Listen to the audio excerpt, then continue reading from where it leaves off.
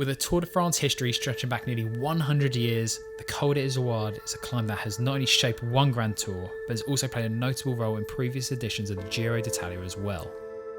At over 30 kilometres in length from the south side, it is also a fair brute of a climb for mere mortals. Rolling out from Galestra, you begin the climb with a steady 15 kilometres false flat ride alongside the river Gil, which won't push your legs to the limit, but it is crucial to pace your effort for the climb ahead. Just after you reach the halfway point, you will turn left, staying on the D902 to tackle the main bulk of the climb. The deceiving road then rises above 7%, but with the feeling that you're still rolling through meadows either side, which can trick your mind into thinking you should be riding a lot faster. After about 5 kilometres of steady climbing, you will reach the town of Arviu, which is the ideal spot to fill up your bottles for the final and steepest 10 kilometres of the climb. The villages of Arviu, Le Chalpe and Brunissard are useful psychological checkpoints to tick off, on what is a pretty straight and seemingly never-ending road towards the hairpin section of the climb.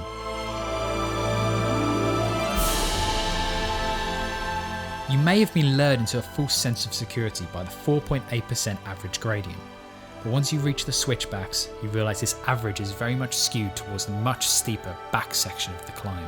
As the gradient ramps up above 10%, you are rewarded every corner with views back down the valley and across the vast mountain ranges that surround the Izoard. The blend of rich vegetation and rockery either side of the road as you ascend is a taster to the stunning Casa Desert that opens up and welcomes you to the top of the climb.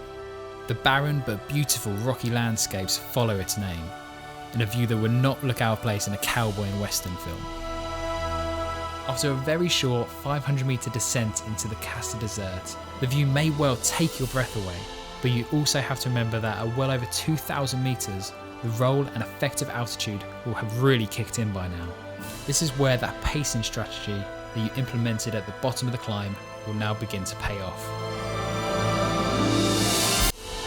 Keep an eye out for the memorial dedicated to Fausto Coppi and Louison Bobet, who made memorable attacks on the Izoard in past editions of the tour.